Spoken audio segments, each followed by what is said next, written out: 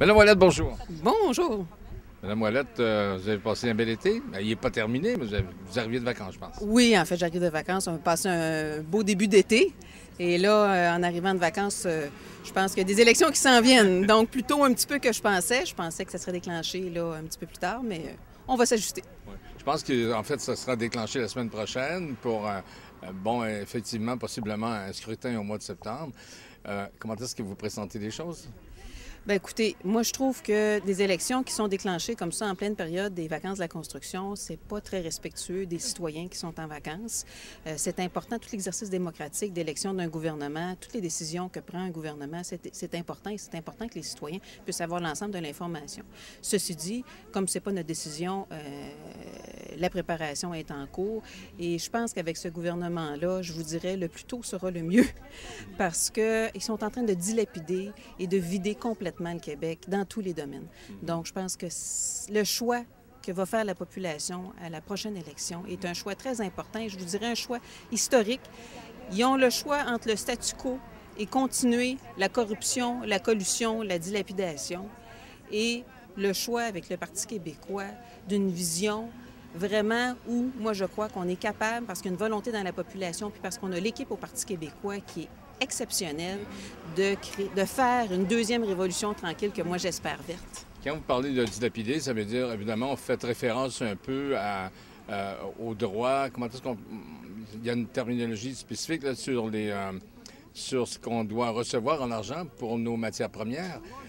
C'est un peu à cet égard-là. Est-ce que ça va être un gros cheval de bataille, ça, cette histoire-là?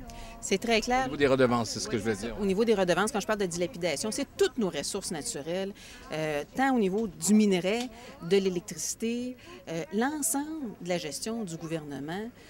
Et effectivement, au niveau des ressources naturelles, ça va être un enjeu important parce que pour le Parti québécois, c'est pas vrai qu'on va continuer à laisser dilapider nos ressources. Oui, on est d'accord avec le développement du Nord, on est d'accord avec le développement des mines, mais pas n'importe comment et pas à n'importe quel prix. On veut qu'il y ait des retours pour l'ensemble des Québécois et des Québécoises et non pas juste pour l'enrichissement des minières multinationales étrangères pour la plupart.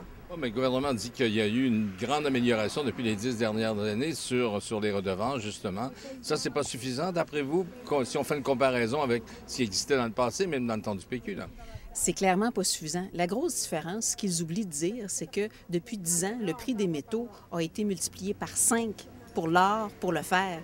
Donc, c'est sûr qu'à ce moment-là, on est dans un contexte extrêmement favorable. Il faut aller chercher le maximum qu'on peut aller chercher. Actuellement, là, vraiment, on laisse aller nos ressources naturelles pour des peanuts. Ce sont des redevances qui sont ridicules.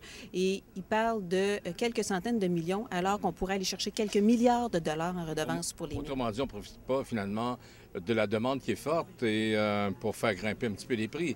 Ce qu'on fait dans le pétrole, on ne le fait pas dans les matières premières, c'est un peu ça. C'est ça. En fait, le profit, c'est les entreprises qui se le mettent dans les poches directement et c'est pas les Québécois et les Québécoises qui en profitent.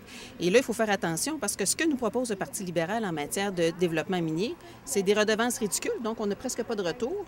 Ensuite, nous, on va payer pour les routes, pour les infrastructures, pour que les minières viennent dilapider nos ressources. Puis au niveau des emplois, c'est pas clair du tout qui va profiter de ces emplois-là actuellement.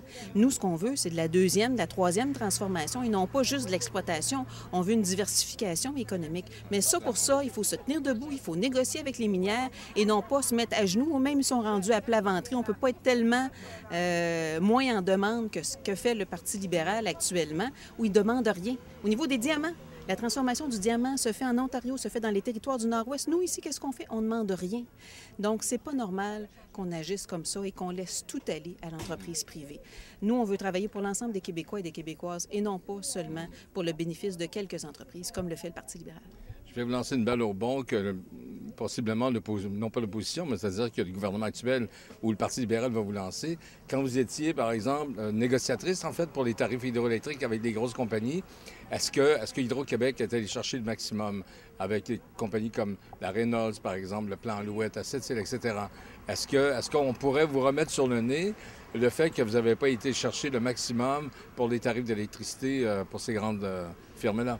Bien, je vous dirais que pour l'ensemble des entreprises, le tarif d'électricité est un tarif fixe, donc qui est décidé par la Régie de l'énergie. Il y a maintenant, aujourd'hui, la façon dont ça fonctionne, pour les contrats qu'on appelle particuliers, ça fonctionne par décret. Donc, c'est le gouvernement qui décide. Ce ne sont pas les gens d'Hydro-Québec. Lorsqu'on négocie des contrats avec des entreprises, c'est à l'intérieur des paramètres du décret gouvernemental. Okay.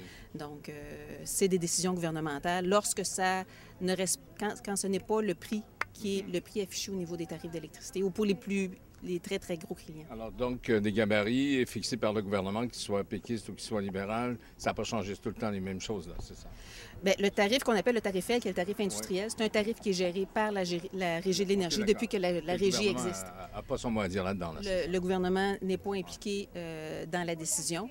Et si le gouvernement veut déroger à ce tarif-là, il doit faire un décret. Donc, le décret maintenant est public et ces contrats-là sont maintenant publics aussi. Revenons un petit peu chez nous. Dans le comté de Vachon, vous allez avoir un petit peu de compétition. On a vu ça. La CAQ présente Mme... je ne me souviens pas de son nom, là. Elle a une fondation, en tous les cas, pour les enfants. Oui, ça, c'est le Parti libéral. Ah, ça, c'est le Parti libéral? Oui. Et la CAQ, en tous les cas, toujours est-il qu'il va y avoir quand même une compétition. Sur quoi on peut voter et ce pourquoi on devrait voter pour le Parti québécois dans le comté de Vachon? Écoutez, moi, dans le comté de Vachon, je vais continuer à travailler avec les citoyens, toujours très impliquée avec les enfants. Vous savez, j'ai fait le tour des écoles primaires et secondaires pour aller leur parler d'environnement, mais je suis toujours prête à supporter des projets, à appuyer des projets pour les enfants. Ensuite, très clairement, pour le transport en commun. Je pense qu'on pourrait être encore mieux desservi en termes de transport en commun. Il y a la gare là, intermodale qui va être construite, mais au-delà de la gare intermodale, il y a toute la question de la prolongation du métro à Longueuil qui peut desservir aussi les gens de Saint-Hubert. Et il y aurait peut-être d'autres projets de train de banlieue que j'avais regardés là, à l'époque avec le député de la Prairie. Donc, le gouvernement du Parti québécois pousserait davantage sur ces projets-là, c'est un peu ça? Oui, sur les projets de transport en commun, c'est une priorité, tant pour l'environnement que pour la diminution des gaz à effet de serre, mais aussi pour la qualité de vie. Ensuite, toute la question de l'aéroport de Saint-Hubert, qui est un dossier qui est encore pas réglé.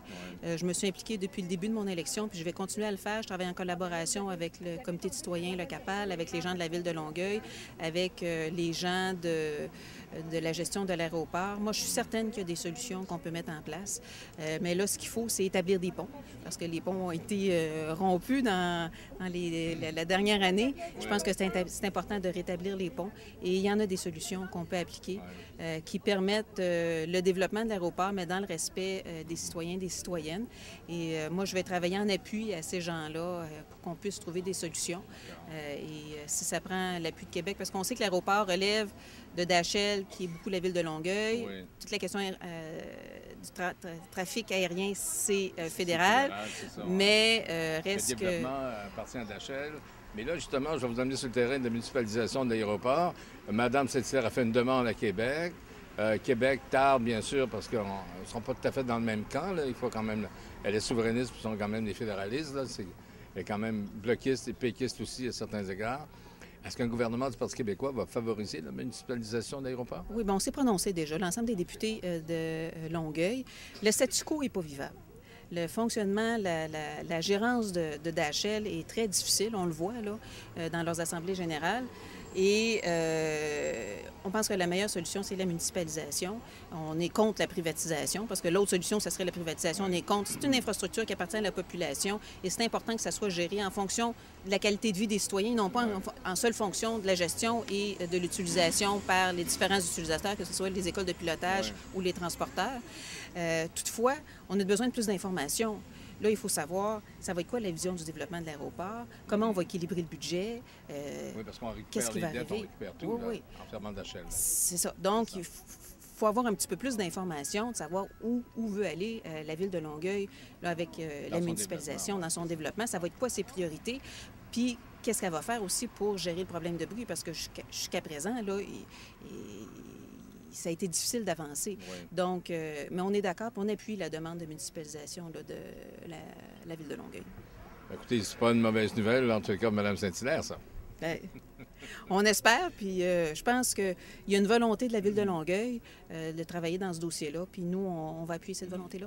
Jusqu'à quel point, justement, concernant la municipalisation, parce que là, évidemment, il y a deux clans qui se battent pour le contrôle de l'aéroport. Il y a les avionneurs, ça inclut des écoles de pilotage, etc. Et il y a la municipalisation, la municipalité, Mme Saint-Hilaire. Est-ce que, par exemple, vous, là, si vous êtes élu à nouveau, vous devenez ministre, on ne sait jamais, Les chances sont bonnes dans tous les cas, là. C'est un sondage. Ça appartient à la chef du Parti québécois Oui, c'est décider ça. qui est Non, ministre. mais je veux dire, Vous savez, il y a peu plusieurs importe. éléments qui rentrent dans l'équation. D'accord. Mais peu importe, vous allez quand même être député ici. Est-ce qu'il n'y aurait pas moyen de faire une espèce de get-together, passez-moi l'expression en anglais, des gens, des avionneurs de la ville, puis dire, regarde, là, on s'en va, on passe les phases sur l'ardoise, puis on recommence à neuf, puis on va vers le développement. Est-ce qu'il n'y a pas moyen de faire ça? Est-ce que vous êtes capable de faire ça? Écoutez, moi, c'est ce que je vous disais un peu plus tôt. Je pense que dans ce dossier-là, il y en a des solutions, puis tout le monde pourrait y trouver son compte, mais il faut rétablir les ponts. Et c'est peut-être ça, quand vous appelez le get-together, là, moi, j'appelais rétablir les ponts. Et je pense que c'est ça qui va faire toute la différence. Il faut que les gens puissent se parler, il faut que les gens puissent avoir confiance les uns aux autres. Et si on réussit à travailler comme ça, en confiance, on va arriver à des solutions. Et moi, je suis prête à mettre toute mon énergie s'il y a une volonté. Parce que pour ça, ça prend une volonté Oui, ça prend une volonté de tout le monde. De tout le monde. Pour développer un plan de développement. C'est ça, puis s'asseoir, puis rétablir les ponts, ça prend une volonté là, de l'ensemble des intervenants, tant des citoyens, des utilisateurs de l'aéroport que de la ville de Longueuil. Il y a des poursuites à gauche et Ben à oui, droite. c'est ça. Là, c'est extrêmement judiciarisé. Puis moi, je vous dis bien personnellement, je ne crois pas que c'est en judiciarisant comme on le fait actuellement qu'on va arriver à des solutions. Fait qu'il va falloir que le plus rapidement possible, on puisse rétablir ces ponts-là et sortir de la judiciarisation pour trouver des solutions, je vous dirais, tant commerciales que politiques que citoyennes à cet aéroport-là pour qu'on puisse le développer de façon responsable. Bien, écoutez, c'est à souhaiter. On va sûrement se revoir pendant la campagne électorale qui devrait être, dans tous les cas, hypothétiquement déclenchée la semaine prochaine. Madame la députée de Vachon, Madame Ouellette, merci beaucoup. Merci, M. Marchand.